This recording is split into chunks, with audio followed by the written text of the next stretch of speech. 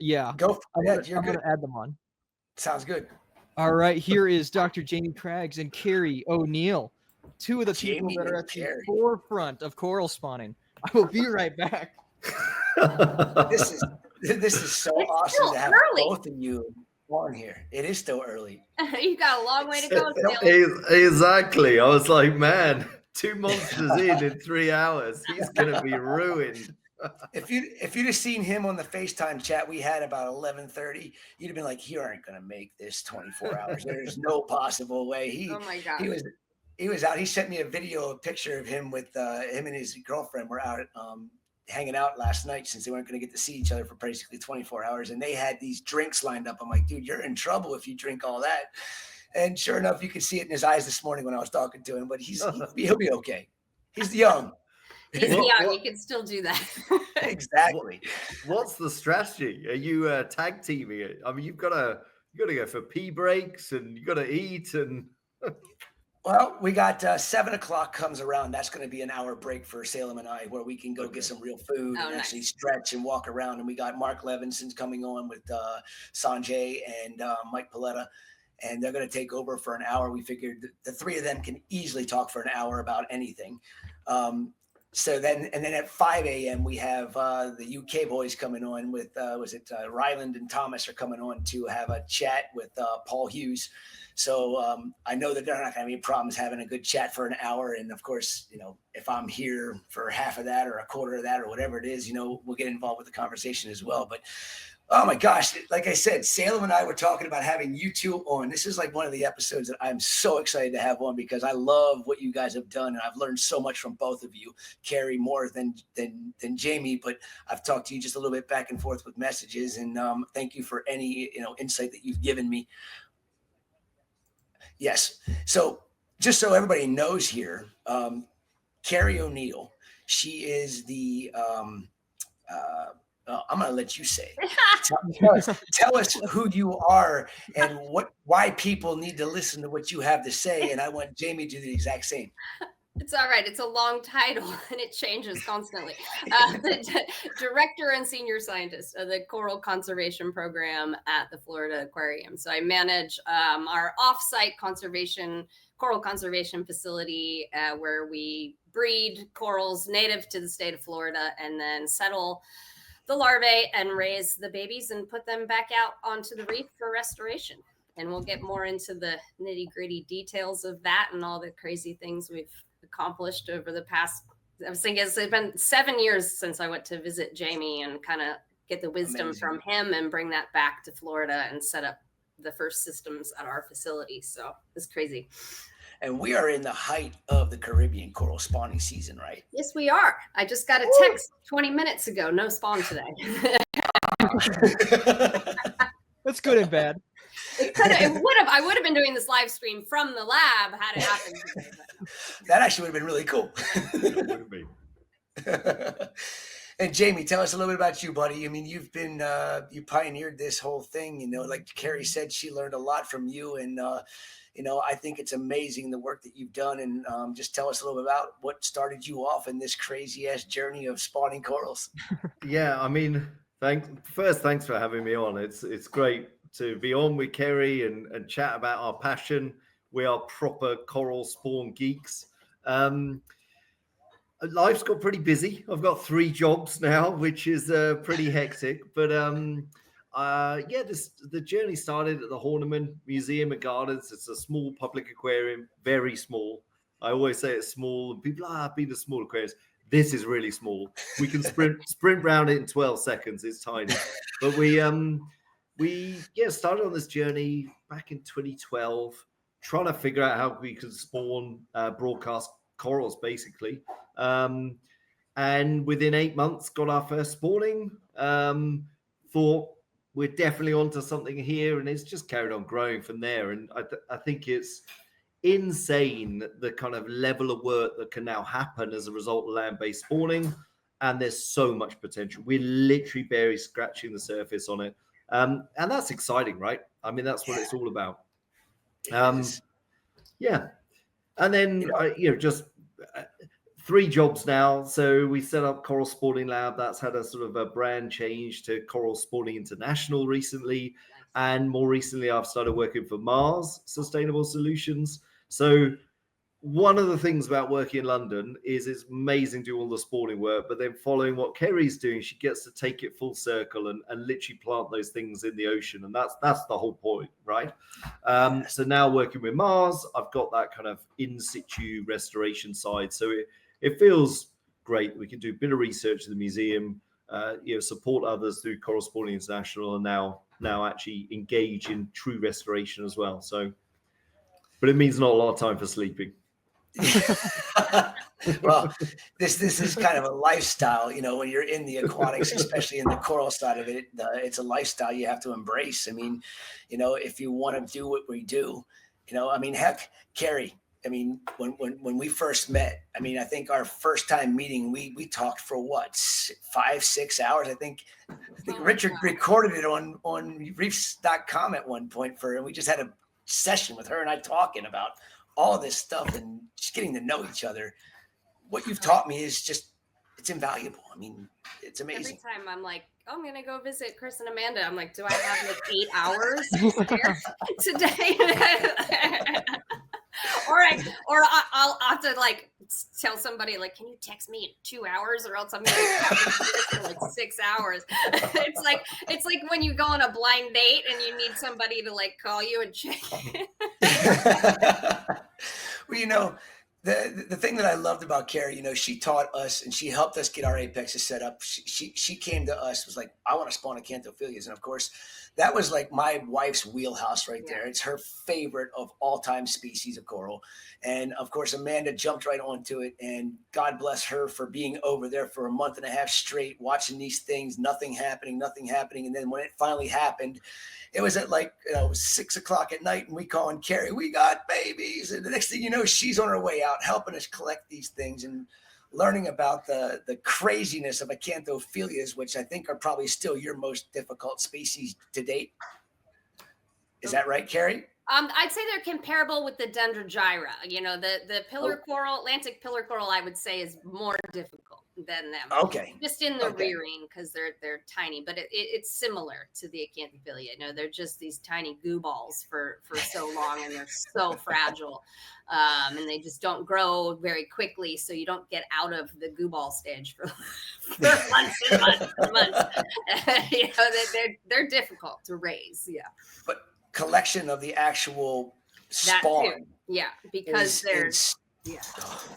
you were saying it.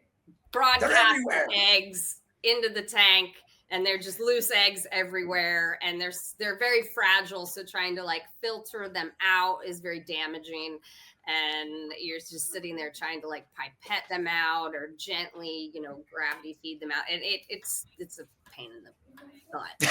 There's definitely better ways to do it, but we didn't know about acanthophilia at all. We didn't know if like a bundle was going to come out of their mouth, or whether they would be gonocores, like male and female separate. We had no idea what was going to happen.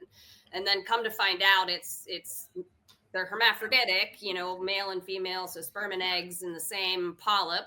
But it just all comes out loose, not. Wow.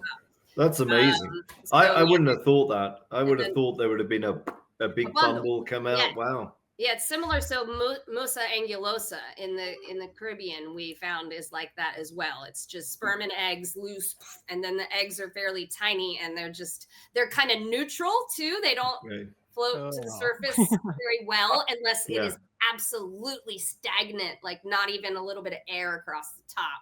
And then they will eventually come to the surface, but they're a pain in the butt to get out of the tank. The Catallophilia here. So a spawn Catallophilia a few years ago. I'm in the home system. We've got a little tank at the side, and they released this like huge. It's can be like the length of that size. It's huge, like the biggest bundle I've ever seen, with thousands of eggs in a single bundle. But the second they break apart, same deal. They're like almost neutrally buoyant. It's a nightmare. So you have to contain them at the spawning, otherwise you're, like you say, age is just. And at least they have that chance with the bundle. The acanthophilia are like, no, you're gonna sit here and pipette eggs for like hours. And at least in my tank at home, it's a glass tank. So like if you're shining a light, you can see. Chris had them in a fiberglass tank. And oh Lord, you're like trying to go on the side and like so bad. we ended up getting these little goggles that you put them on your head, and it had these big magnifying glasses that stuck way out, and we're like looking down in the tanks trying to get these things, and each individual egg, literally, you sat there, Keri, with us. I mean, we had my son doing it, my daughter doing it, Amanda, Keri, Samantha came over from Aquaholics, and we're sitting there with these pipetters individually sucking out these eggs. And I'm like, how we got so many of them was beyond me. I mean, we literally did it for 4 hours. I mean, at that point, they were already dividing how many we destroy, in the process. But we still had a blast with it. We learned a lot. And I'm ready to do it again. This year, I'm ready to jump on it. But I just got to get the system designed properly this time, because it was just something tiny. It needs to be done right. Yeah. We had gotten the word from Don and Lou that they had seen mature eggs, and then I actually had taken some histology samples. So Chris sacrificed one. Well, we cut it into pieces.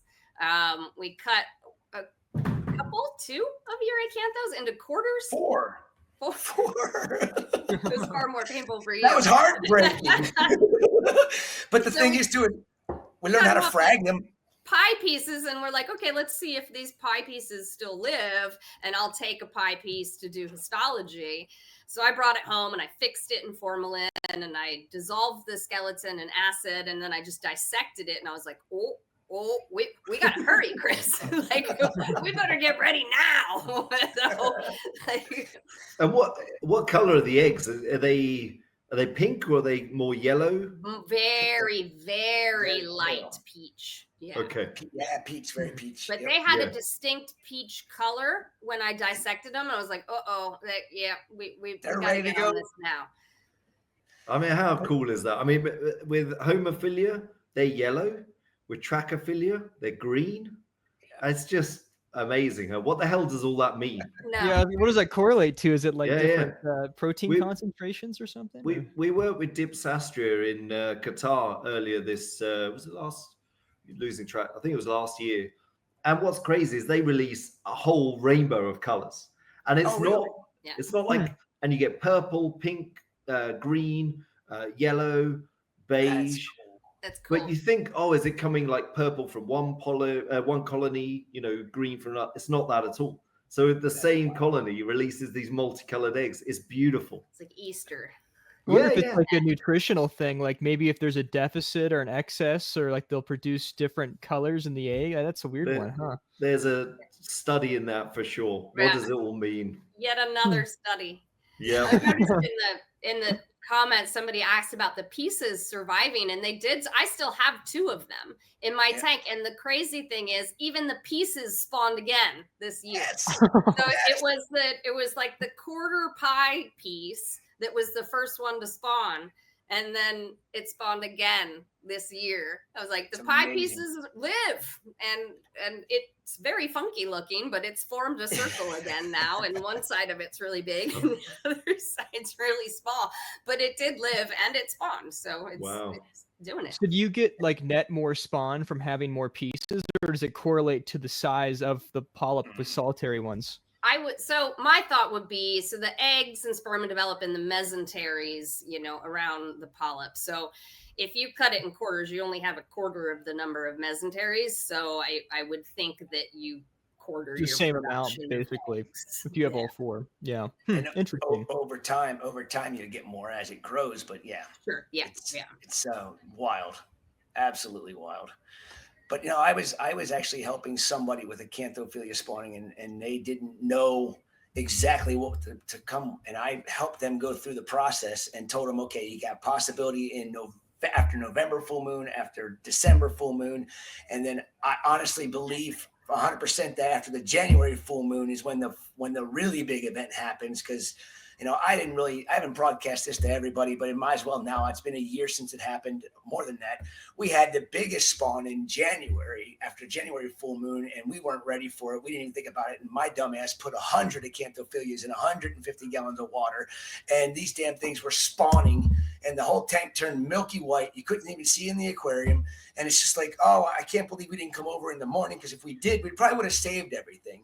But we ended up having a complete catastrophe. It was a lesson learned. Yeah. But it actually was really cool to hear from these people that did it, that the exact scenario panned out. They had small spawn in November, after November full moon, a bigger spawn in just after December, and then a massive spawn. And the thing that was really cool to hear was that they settled differently each time. Like, we had 2 weeks before they settled, right, Keri? Yours were 2 weeks, mine were 2 weeks. Yeah, they were just slow to finally put their butts down. Yeah.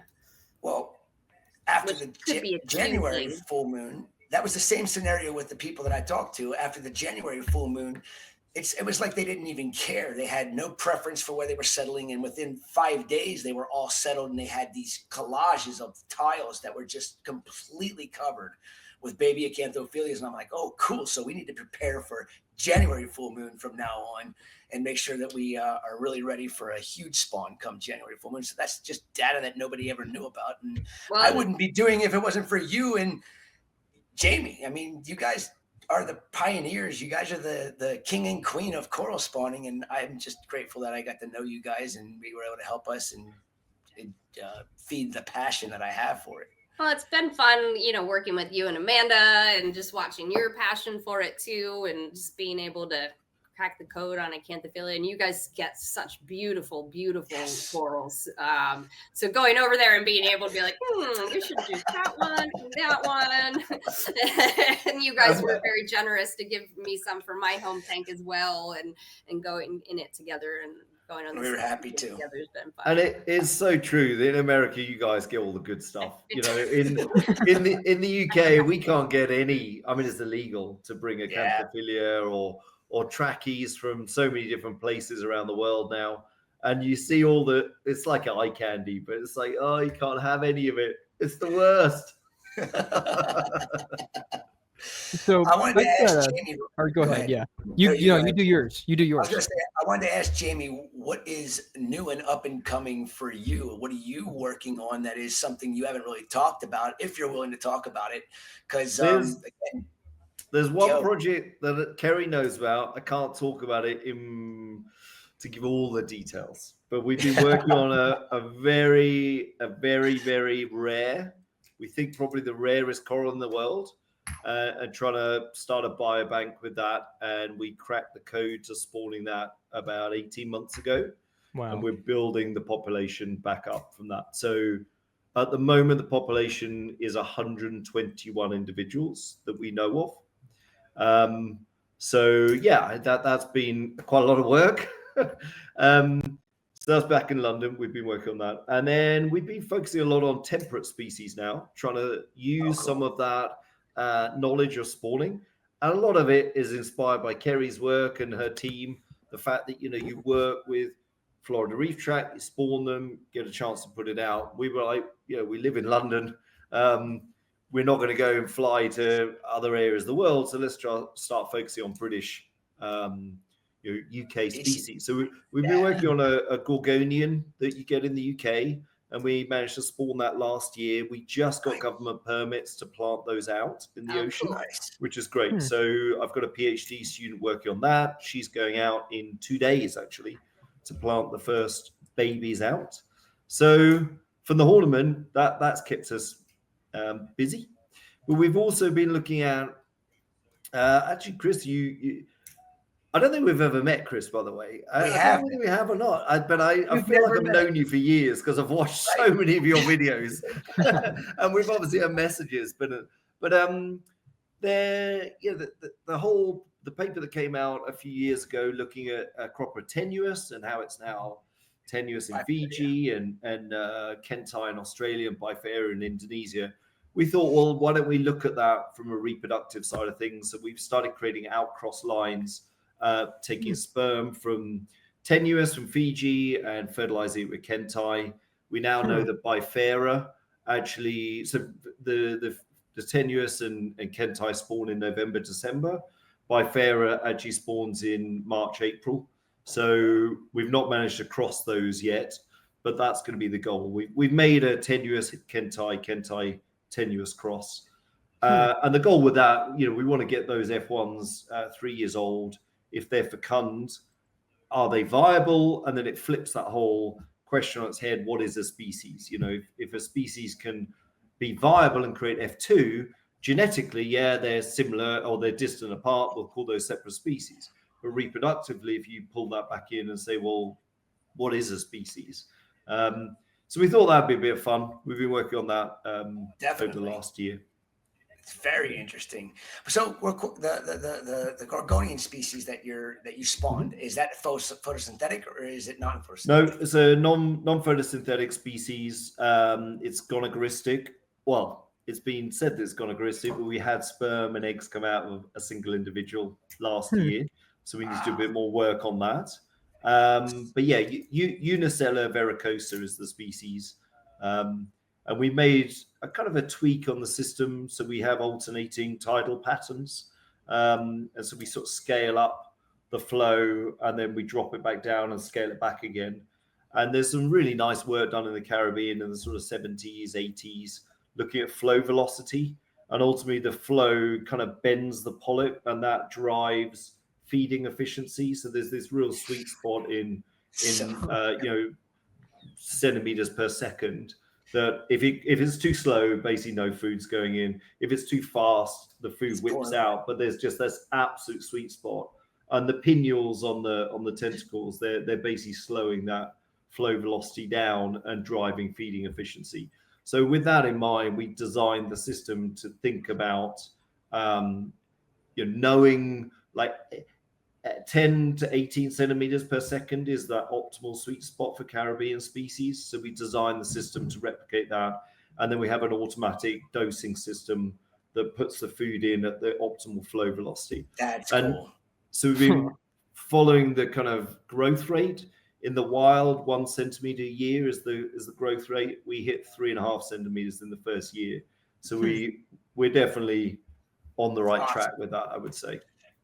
There was a reason why I asked you that, and it's going to stem into what Keri and I've discussed, and I'm sure you've had this discussion with others. If it was a photosynthetic species and you were planning to get back into the wild and you were growing it under LEDs, what do you think the percentage of survival rate is going to be without getting true natural lighting that the environment provides versus what we think is good enough for these animals to grow, which we obviously know works? But what's going to happen going back into the wild with these species? And I know Keri knows where I'm going with this, and I want to hear from both of you. What do you think needs to be done to combat the issues with outplanting corals that were grown under LEDs? Keri, do you want to pick it up, or I can give my... Go ahead. Okay. I'll talk for an hour just on this topic, so maybe you should get some words in. So my reference point to this is work that I was lucky to go out to Palau for a couple of years with one of my PhD supervisors, James Guest, who runs Coral Assist Lab. And he's doing some amazing stuff with his lab, looking at this question about human-assisted evolution. Can we selectively breed thermally tolerant individuals? I think they've shown for the first time that it's a multi-generational inheritance. So they, in 2018, I was part of the team to ultimately create high cross, high low, low high, low low. These genotypes were thermally stressed to rank them.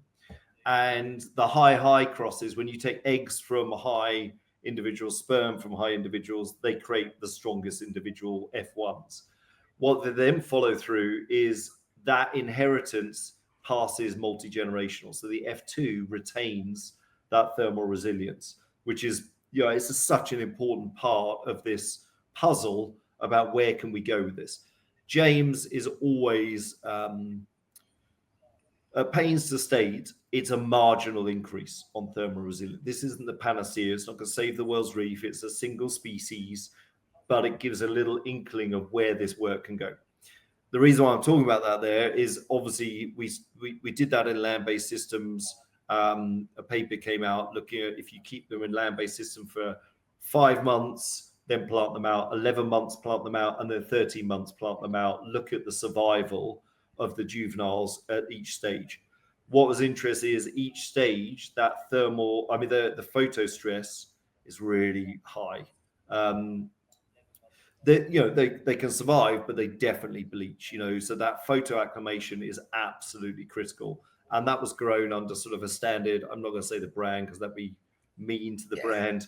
But at the end of the day, LEDs aren't going to create the power of the sun, and that's fundamental. There's no physics that's going to put that energy through an LED.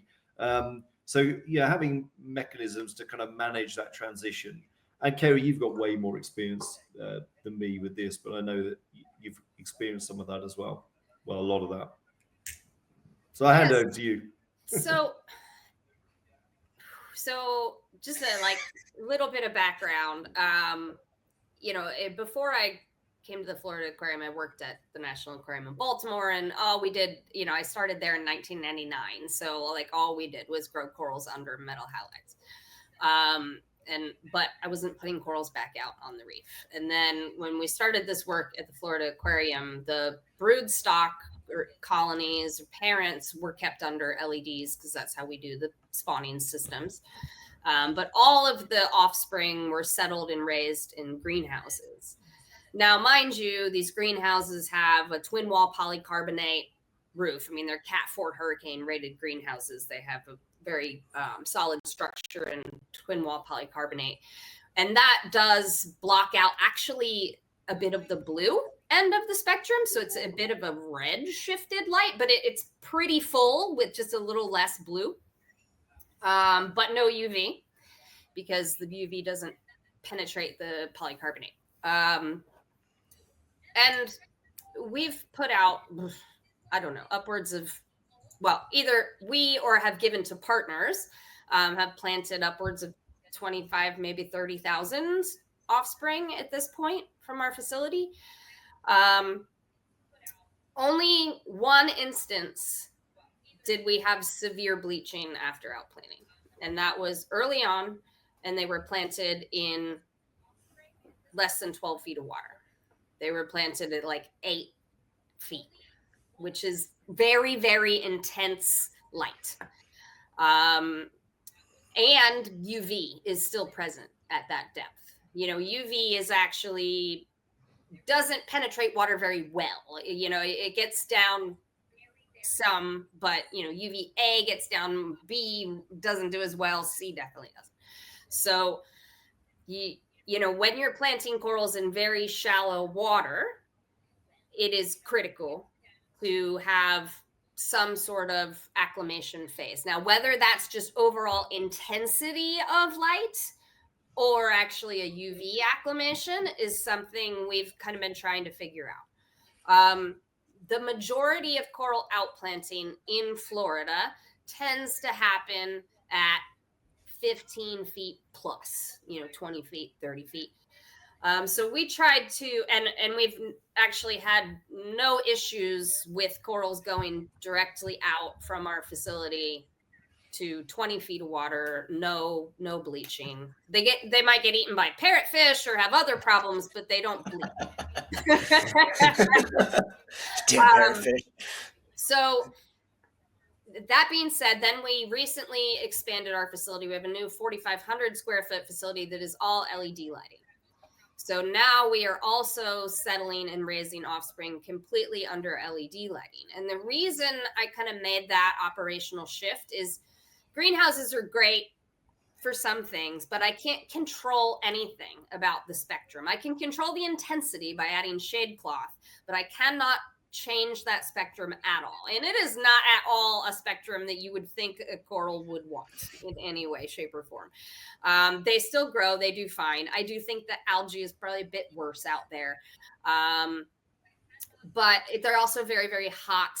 Keeping the greenhouse cool and then cooling the water inside of the greenhouse is actually very energetically costly, and it's turning out to be a bit more energy efficient to just have an air conditioned building with the tank with LED lighting. So we now have many systems where we are settling the corals under LED lighting and raising them under LEDs completely. And that has still gone fine. You know, there's still, if anything, we can tweak that intensity even more. We can tweak that spectrum and drive even a little bit of a faster calcification rate, I think, you know, from qualitative observation. And recently we have outplanted now corals directly from that building. Same thing. We actually outplanted corals right before the 2023 marine heat wave. And we were doing a project where we were trying to get the shallow water bleaching. So we had done, this is a project done by Rachel Morgan, who previously Rachel Serafin, but she's married now. So Rachel Morgan, and she is our coral propagation manager now. And she's been with me now for almost the whole time, about 7 or 8 years. And she's now working on her master's. And we were looking exactly at this. Like if we did a UV acclimation phase before outplanting. So, you know, the corals protect themselves from UV by producing compounds called mycosporin-like amino acids, or MAAs. And they can, if you expose them to UV, they can kind of switch that on relatively quickly. Like you can start detecting MAAs in their tissues within a matter of a few days to a week. So we were like, all right, let's just do a month, you know, of a slow ramp up of UV exposure. And then let's outplant them to shallow and deeper sites. Awesome. Sounded like an awesome project. So I've got a little bit of a different question about you know, resilience and adaptation strategies. So, you know, like I was in the Bahamas last summer at Cat Island, and they had an outplanting facility there where they were doing like trees like Palmata and cervicornis. I think it was like a shed aquarium, and they had described they had a ton of, you know, losses there. I don't know statistically what that was. But, you know, UV is one thing when it comes to adaptation from an ex situ to an in situ environment. But I think about like the different symbiont associations too, whether it be the symbiodinium or bacterial populations. And obviously corals are very plastic and can uptake things from the environment and switch them out as they see. I mean, I think, at least from what we've seen so far, a lot of these ex situ systems have really different microbiomes, and they don't have all these, like the free floating diversity of symbiodinium like you would get in the ocean. So, I mean, would it not benefit to maybe have some type of like buffer period to where you take spawns in a captive system, put them in like a flow through system, like on like a beach type of area, or like an area where there would be water coming in? I don't know. Like, I feel like that could potentially be a lot of the die off too, as dysbiosis occurs potentially. I don't know. So I just want to clarify, because there's not die off. They get eaten. Sometimes they get eaten by parrotfish. Like we generally in the first year have 90% or better survival. Okay. And if they're big enough. Yeah. What age do you plant out at that? We try to get them to at least 2 centimeters in diameter. Okay. Which for us, depending on the species, is about a year. Mm-hmm. So. And we generally have very, very good survival until some other major event happens, like a marine heat wave. And I was trying to get to before Salem. Sorry. That I did not mean to interrupt you. Sorry. Yeah. At the different depths, none of them bleached.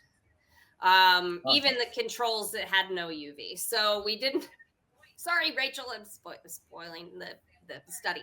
And then the 2023 heat wave came, and they still didn't bleach. So they actually did great, and never bleached, and lived through the 92-degree water temperatures on the reef, and we're fine. And they're actually still doing really well. So we actually have outplanted a lot directly from land-based facilities without all these extra steps. Like people do. Yes, if we needed to add the extra steps, definitely. But if you don't have to add the extra steps, that just makes everything more expensive. So everything we do now is trying to keep it as cheap as possible to grow a 2-centimeter coral and get it back out onto the reef. So adding another whole set of facilities that can handle 1 million corals a year that have to go through flow through for 3 months before they go out to the reef, it's just, it makes it even more complex. So if they can go from land straight to the reef, that's ideal. We've also done periods where we acclimate them on a coral tree for a month, 3 months, whatever, before the reef. Doesn't really seem to change anything. We thought that might change the predation. We thought they smelled good because they were grown on land or something, and it didn't really change it. So many things. So sorry, Salem, the microbiome. So it's okay. Sorry. In our tanks, we seed our tanks with live rock from the Florida Keys. And we also keep parent corals in our sumps. Our sumps are bumped out to the side, so they also get light. So they're, in theory, providing the microbiome to the recruits that we're rearing in that tray. And we've done a lot of work with students at the University of Miami, looking at the symbionts in our juvenile corals, as well as taking microbiome samples of the tanks to see what symbionts are available. So all of that work is still being worked up by a PhD student at the University of Miami, but we're looking at trying to see if we can make the corals take up durstinium, which it gives them a little bit more thermal tolerance, but then also keep it, because we've found that they primarily will take up durstinium early, but then at about 1 year of age, they start to switch. And that is even if they're in the same tank, and looking at the microbiome of the tank, those multiple symbionts could be available. But sometimes, like for our acroporids, they're taking up Symbiodinium fiti from day one, and they're keeping it. So there's still so much that we don't understand about the microbiome in the tank, what ends up in the baby coral. And we just finished a study with Moat, UNCW, Nova Southeastern, and the Florida Aquarium. We all took the same larvae batch, settled them, raised them under 3 different light treatments. So we had natural light if the facility had it available, and a typical AB plus type spectrum on an LED, and a fuller spectrum on an LED. And I don't want to spoil the results, but and we looked at algae cover as well as survival and growth rate across 4 different facilities, all running the same light programs, same. That's awesome. So all these different we did our own sort of method of husbandry. And the results were surprisingly similar across the different facilities. And, you can totally grow baby corals under LED lights, and they do just fine. But we also took microbiome samples of those corals at multiple time points. So that is not processed yet. But I tell you, from what I've seen, and we've taken microbiome samples for various things. We do a lot of antibiotic treatments. We've done before and after antibiotic treatments, yada, yada, yada. It's so diverse, and it changes so rapidly. So quickly. Like, you could test on Monday, and it's going to be completely different from what it is on Thursday. You can't just take one sample and go, that's the microbiome of my tank. It's this constantly shifting thing. And if I could sample 10 pillar corals, they're all going to be different for the most part. They might have some similarities. And I could treat them all with an antibiotic, sample them again, and they're all just different again. Like, we don't necessarily know, like, to the detail of what exactly is good or bad. Do we know that different is bad? Interestingly, the pillar coral in our tanks were compared to wild pillar coral samples, and they're like 90-something% similar. It was statistically different, right? But I was like, but it's 90% similar. And exactly. Like, that's cool. It is very cool. So we start to look at that kind of stuff, but that's like in its infancy. But we are really interested in how these recruits are developing their microbiome. How is that comparing? But here's the thing: as soon as I put it back in the ocean, it's just going to completely shift again. Yeah. And we've done some work on that too, of like test it before and after. And all of these things are currently like being worked up by PhD students, mostly at the University of Miami. So hopefully we'll know more about that in the next year or two. I would add a few things to this as well. So before doing spawning work, we were focusing at the museum with at the time Newcastle University, looking at disease states, and we published a paper. It never really got that much traction, but I really liked the paper. It was looking at ultimately shifting from a stress state. So it wasn't necessarily disease; it was just in a tank that was really badly looked after, and we moved them in.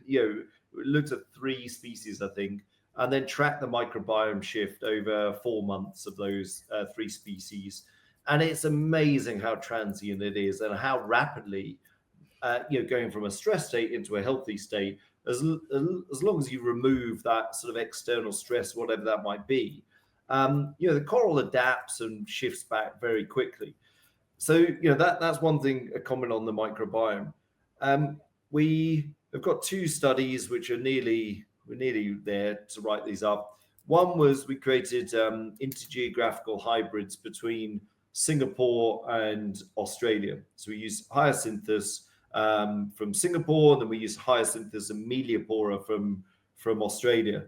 And we basically phase shifted the spawning of Singapore, which normally goes in March and April. We moved that to overlay with Australia in November, December. And the idea being that Singapore is much warmer than Australia. You hit sort of 32 degrees in the summer. Australian corals, 29.5, they're maxed out. And so we wanted to use eggs from Singapore, sperm from Australia, and vice versa, create both interspecific and intraspecific hybrids between the different. So we made Hyacinthus Meliopora hybrid crosses as well. And then we took the adults and we took the juveniles and we put them through a thermal stress experiment. We killed them about 25 days in and looked at the metabolomic profiles of both the adults and the juveniles. One, we found that the juveniles are so plastic. And I think this is a really important part about restoration, is we have to intervene when they're young. Give them that ramping up and stress, because they seem to be able to adapt to that stress. And there's some evidence to show that once they've adapted, they can draw back on that memory later on in life. So there was a study from Thailand from about 10 years ago. The second study that we're nearly there, again, publishing, was looking at, rather than a genetic component to thermal resilience, what is the epigenetic component that goes on? So we created a pool of genotypes. So we weren't looking at crossing eggs from one individual sperm for another. We just mixed genotypes for, I think, 5 or 6 Meliopora from Australia again, settled them. And then from the day they were settled, they got separated out into 3 feed treatments and a control treatment that never got fed. We grew those out for 18 months, and then we put them through a thermal stress experiment. And what we found is, if you feed them and certain foods, it's not all foods, we put a commercial diet in there. Again, I'm not going to say who it is, but that was that bleached and died quicker than the control of not feeding at all. But when we started using live phytoplankton, live zooplanktons, we uplifted their bleaching tolerance. So this is a driving factor specifically related to the environment, not the underlying genetics. So it is ultimately ridiculously complex. That's the take-home message. You can't just go, it's one thing or the other. Everything plays a role within this. I get goosebumps, like listening to you guys talk. It's like, oh, this is what I love. I'm sitting here going like this, going, wow, it takes a lot to give me goosebumps. And I've been listening to you guys, and it's just been spot on, exactly what I was hoping to get out of this conversation. You guys are awesome. Love the information. So I think, Jamie, you've mentioned hybrids a couple times, and Keri just had a pretty groundbreaking involvement in hybrids. Why don't you talk about that, Keri? Well, there's been 2 kind of hybrid things that we've been able to accomplish. The first was we were able to cross the Atlantic staghorn with the Atlantic elkhorn, so an actual hybrid between two species. And although that hybrid is wild occurring, there's only two known true hybrid. It's called Acropora prolifera is what people refer to it as. Two of those ever actually documented in the state of Florida, but some other islands in the Caribbean, you can find a ton of hybrids. So going on the principle of hybrid vigor, where you hope that the hybrid offspring might have more resilience than either of the kind of purebred parent species, we created upward of 700 different hybrid genets, using either the staghorn as the egg and elkhorn as the sperm, or elkhorn egg with staghorn sperm. We were able to do that in both directions, which previously people thought it only worked in one direction, and turns out that's not true at all. They work perfectly fine in both directions. Settled those and grew about 700 of them. And again, working with the University of Miami, had a student testing the thermal tolerance of the hybrid offspring versus purebred elkhorn coral and staghorn coral offspring. Turned out that they didn't show much heat tolerance in an actual sea bass. Is a way that researchers test the thermal tolerance of corals. It has its positives and negatives, let's just say. So they didn't actually test out that much better than regular elkhorn coral in sea bass. However, we did get permission to outplant them. At first, there wasn't going to be permission to outplant them, but Andrew Baker got a permit to put some of them on an artificial reef structure off the coast of Miami. And they went through last summer upwards of 14, maybe even 18 degree heating weeks. So we measure, the way we measure thermal stress on a coral is in degree heating weeks. So the number of degrees and the number of weeks it's been above its normal average temperature. So in the summer of 2023, the reef temperatures in the state of Florida actually broke the scale on degree heating weeks. I think the scale only went up to 14 or something, and we got 18. I apologize if I got the numbers wrong. Yeah, it was really hot for a really long time. So the moral of the story, it was literally 92 degrees on the forereef. And that killed the majority of elkhorn coral that was still alive in the state of Florida, except for those in like the very northern Florida Keys and Miami and Fort Lauderdale area. Everything farther south, gone. So we were hoping to make this hybrid. Long story short, they were outplanted in Miami and experienced a high number of degree heating weeks last summer because they're in an inshore, really hot area. So we put them there on purpose, going to test their resilience, and they didn't bleach, and they look beautiful, and they're still growing, and they're amazing. So still a lot. And now, people are starting to think like maybe we should put some more out somewhere else and see how that goes. So that was our first hybrid. More recently, also with the University of Miami, we do a lot with the University of Miami. We are like the husbandry experts, right? They are the research experts. So we work well together. And they imported, so Andrew Baker and his Coral Reef Futures Lab imported, I think it was 13 fragments of elkhorn coral, Acropora palmata, from Tela Bay in Honduras in partnership with Tela Marine. And so living fragments, and these elkhorn coral thickets, they're actual like thickets of elkhorn coral in Tela Bay in Honduras, are stunning. And they're near shore mainland, get a lot of runoff, get very, very hot during the summer just because of the way the water flow current patterns are in that area. That bay gets very hot, and these elkhorn coral are thriving. So, why exactly, we don't know yet, but hoping that maybe they have some genetic link, or maybe their symbionts are just super strong. Andrew imported 13 of those, and 7 of them came to the Florida Aquarium literally the day they landed, drove them straight to our facility. They spawned last July at our facility on the same nights that we had Florida elkhorn coral spawning. Nice. So we were able to cross Honduran elkhorn corals with Florida elkhorn corals. Nice. Now, if you look at the genetic data of the elkhorn coral population, it's kind of divided into 2 provinces. So there's the Western Caribbean and the Eastern Caribbean.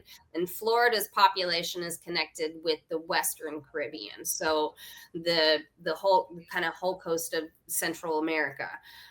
So you have, Belize, Mexico, Honduras, that whole Mesoamerican barrier reef seems to, the currents carry larvae up and then between kind of Cuba and Florida. And that's ultimately what is probably settling in Florida over generations. I don't know if it gets there in 5 days with the larvae. But so those are genetically linked populations. So that is why we were given the permission from the Florida Fish and Wildlife Conservation Commission to breed the Florida elkhorn corals with the Honduran elkhorn corals. And then also Andrew was given permits to plant some of those back out onto the reef in Florida. So we have like 240 surviving recruits from those crosses. We only put 35 back out. That was just 2 weeks ago now. It was like in the very beginning of July.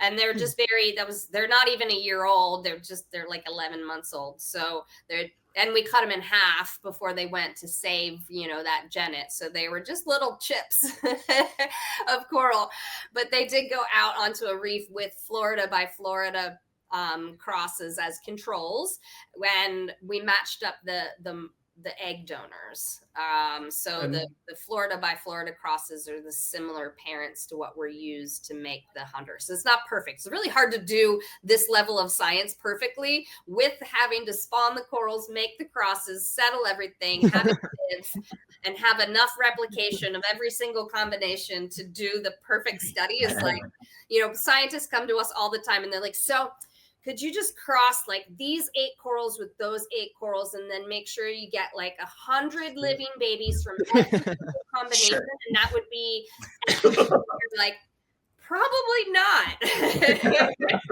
I'll do it by Tuesday, no problem. Yeah. I lately find myself going, what do you think I am? Instacart? We're not, you can't just put in an order for like 100 of every specific genetic cross. But we find ourselves trying to do these things. Keri, I really like the little parrotfish protection 3D printed frames you put on those. Yeah, so that's cool.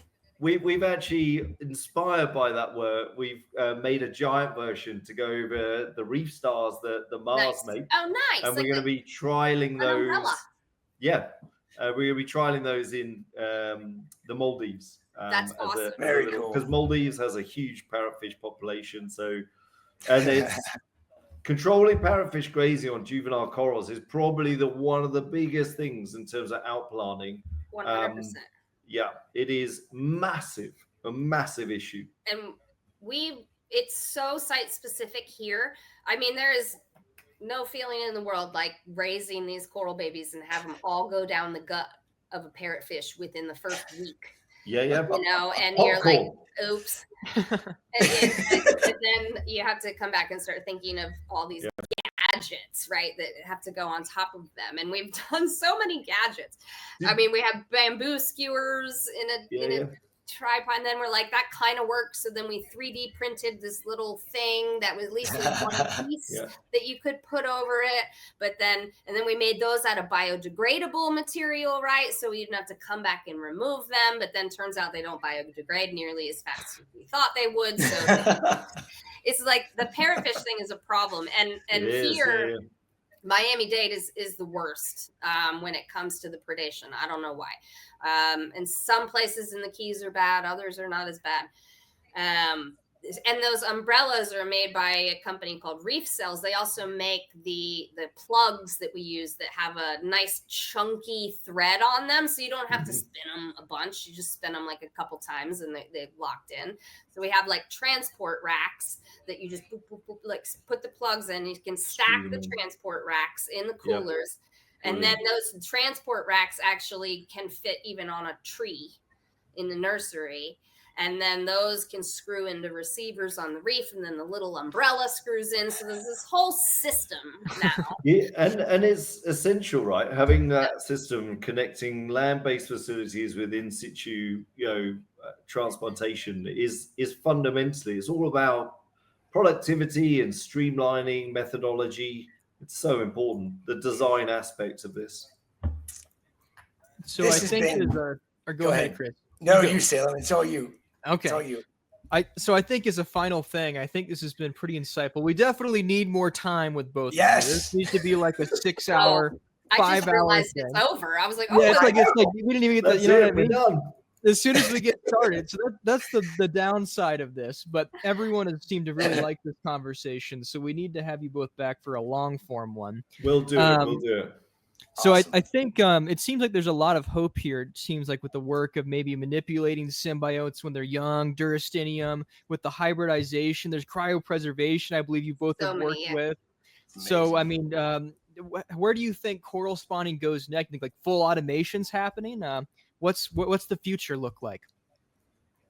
Quick. You have 3 minutes. There's a project we're working on. If we get funding, you'll see some really insane stuff in a year or two. We're going stem cells. Let's go down that route. Oh man! Wow. Nice.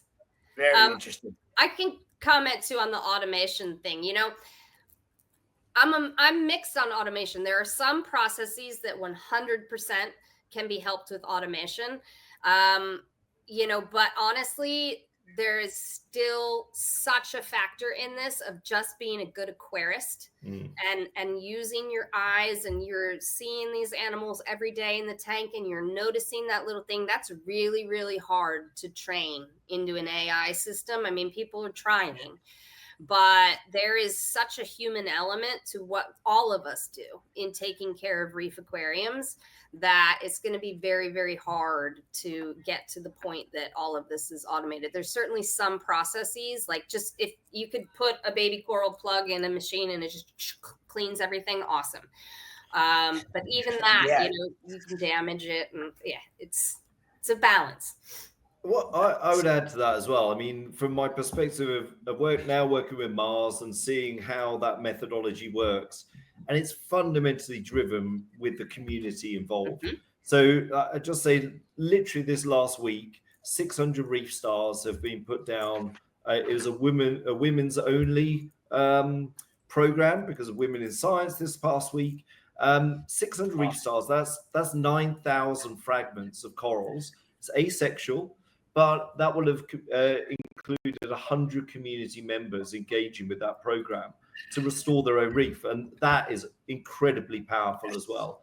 And how we can combine those two worlds, then great things can happen, I think.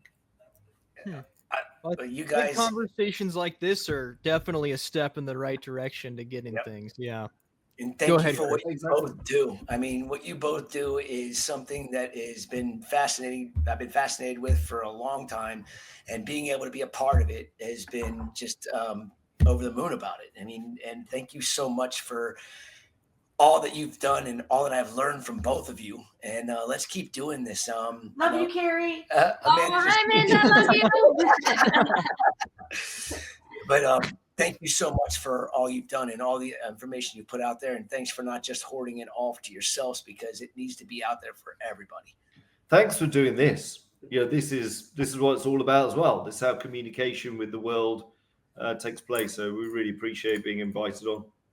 Yeah, awesome. Thank you guys so much. I was looking at the lineup, and you have a really, really unique group of people on this lineup. And I was actually really interested in, I'm like, I can learn from some of this. It's just awesome. Like, you've really kind of put a lot of effort and thought into making this 24-hour period just really diverse, having a lot of different perspectives. And I just really appreciate being part of it. So thank you. Thank you. Comment below if you want a 12-hour summit with Keri and Jamie sometime in the fall as the intermediate. That would be fun. And we probably want to go longer after that, I'm sure. Thank you, guys, and good luck with everything. Keep Thank those monsters going. Yep. More caffeine. Yep. All right. Thank you both for coming on. Take care. Cheers. Bye, Take guys. care, everyone. Bye. All right. Dude, that one went so fast. I'm just like, I can't believe an hour is gone already. And There's both like got a billion great. questions I wanted to ask. Oh, man. Well, we'll see what we can do about getting that all taken care of.